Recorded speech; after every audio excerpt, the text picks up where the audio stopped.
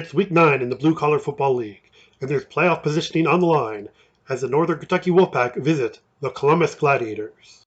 The Gladiators still have the top spot in the Eastern Conference in their sights, sitting just one loss behind the Cincinnati Dukes. And while they defeated the Wolfpack in the first meeting, it took a touchdown late in overtime for Columbus to pull out a 14-8 win in Northern Kentucky. The Wolfpack have won 4 straight games since that loss on June 10th. Now they have a chance to catch the Gladiators in the standings if they can win. The Wolfpack got the ball to start the game. On their second play, Devin Burton lateraled back to Jeffrey Botts. He had nothing on the left side, worked his way around to the right, where there was enough room to slip a tackle and make it all the way 37 yards down to the Gladiators' 33. Another first down had the Wolfpack inside the 30, but on 1st and 15, Deontay Green tracked down Burton for a sack. And on 3rd and long, Burton looked for the end zone. He said James Fields was there to pick it off at the goal line, and he had room up the sideline. He was going to make it all the way out to the 50-yard line before Burton dragged him down.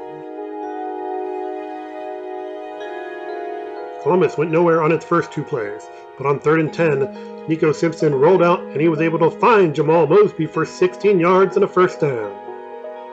Later, it was 3rd and 9 when Simpson decided to keep it himself and picked up just enough for another first down. 2 plays later, Armand Mackey took a pitch. He pushed his way ahead for 12 yards, setting up a 1st and goal. A penalty negated a touchdown run by Mackey on the next play.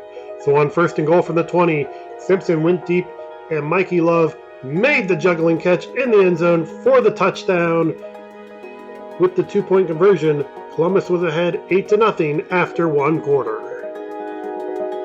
In the second quarter, Wolfpack had made it through the field when Burton found Botts with a short pass and he was able to slip through the Gladiators defense for 23 yards inside the 30-yard line. The drive advanced into the red zone, and on 4th and 15, Burton scrambled, looked to the end zone, but couldn't quite connect on the pass. Instead, it was a turnover on downs to the Gladiators. The Gladiators got the ball back at their own 30 with just under 2 minutes to play, and on the first play, Simpson fired a pass into Lee Saunders for a first down.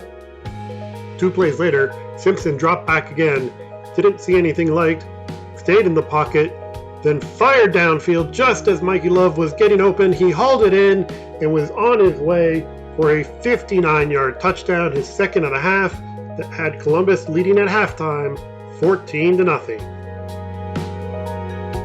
The Gladiators picked up 1 first down to start the second half, and that's when Simpson looked deep again. Devontae Solomon dove for the ball. At first it was ruled incomplete, but the officials talked it over, and after some discussion, it was determined that it was an interception for the Wolfpack, giving them the ball. Northern Kentucky's possession did not last long, however, as on 3rd and 6, Patrick James floated a pass. James Fields picked it off, his second of the game, and returned it to the Wolfpack 30-yard line. On Columbus' second play, Simpson and Fields couldn't connect on a handoff. Instead, Trey Kennedy picked it up for the Wolfpack, and once again, they had the ball after a turnover. Once again, the Wolfpack made it inside the Gladiators' 30-yard line, but on 4th and 11, Donald Douglas pulled down James for another turnover on downs. On the next play, Simpson went deep. Love pulled it in, and he wasn't going to go down easy. He made it all the way down to the 23-yard line for a 45-yard pickup. And on the next play, it was Mosby who came open over the middle. Simpson found him for the 23-yard touchdown. The Gladiators added a 2-point conversion to go ahead 22-0. The Wolfpack tried to answer on their next drive, but it was Clyde Wofford with the interception. He brought it back to midfield for the Gladiators. Columbus had to punt, and in the fourth quarter, Northern Kentucky faced a 3rd and 5 when James connected with Solomon over the middle. He leaped over James Fields on his way to a 30-yard pickup into Columbus territory. Penalties moved the Wolfpack back to their own side of the field, and on 4th and 23, James went deep. Wofford was there for his second interception of the game. This time he had lots of room to run. He was going to take it almost into the end zone. However, there was a penalty on the play, moving the Gladiators back to midfield.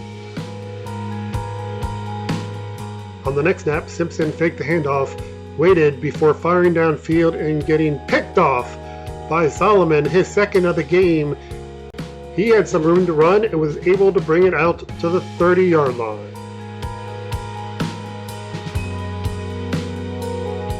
A penalty moved the Wolfpack back, but on second down, James found Anton Jennings over the middle, and he was off for an 80-yard touchdown midway through the fourth quarter. James followed that with a run that earned the 2 points that cut the Gladiators' lead to 22-8. The Gladiators recovered an onside kick, and later on, D'Angelo Kendricks pushed his way forward 11 yards inside the 10-yard line.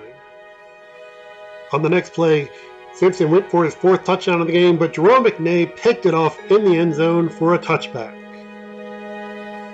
That gave the Wolfpack one last chance, but on 4th and 12, James' pass was complete to Tyree Davis, but he was stopped well short of the first down as the Wolfpack finished 0 for 5 on fourth downs in the game.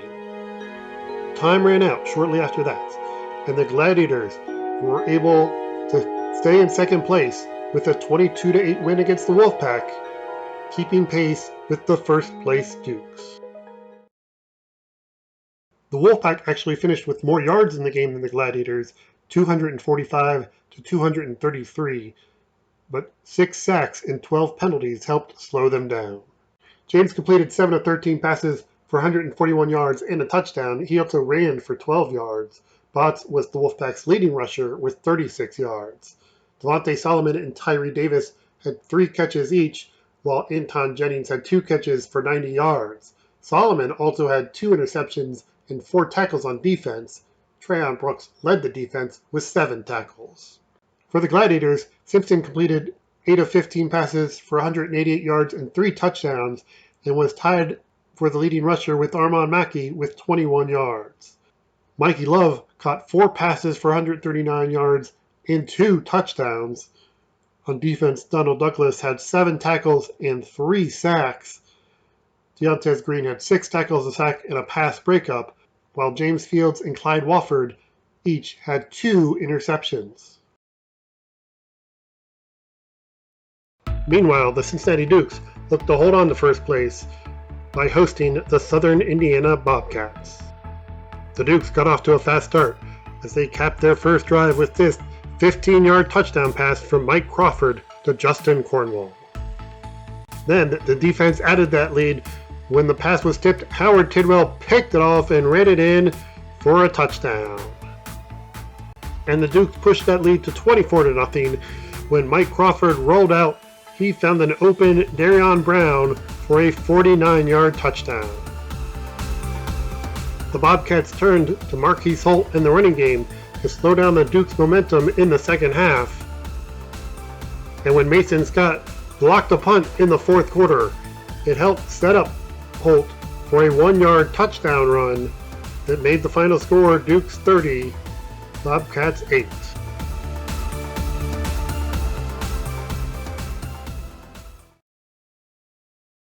Looking at all the scores for the week, in addition to the wins by the Gladiators and the Dukes, the Tornadoes were able to hold off the Spartans 14-6, while the Bison Red and the Cavalry picked up forfeit wins.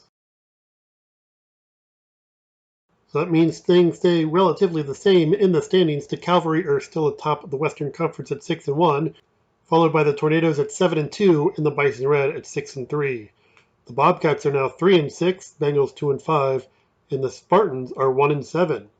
In the Eastern Conference, the Dukes are still undefeated at 7-0, while the Gladiators are 7-1, and the Wolfpack 2 games behind them at 5-3.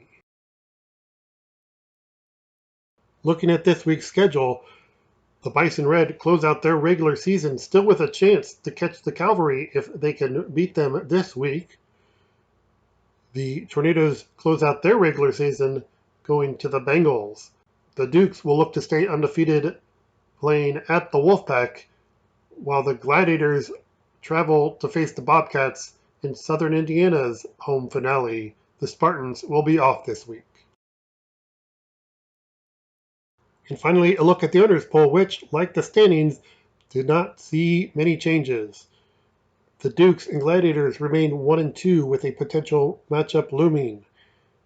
The Cavalry, Tornadoes, and Bison Red remain in the order of their standings. However, the Bison Red at 5 may have a chance to change that this week.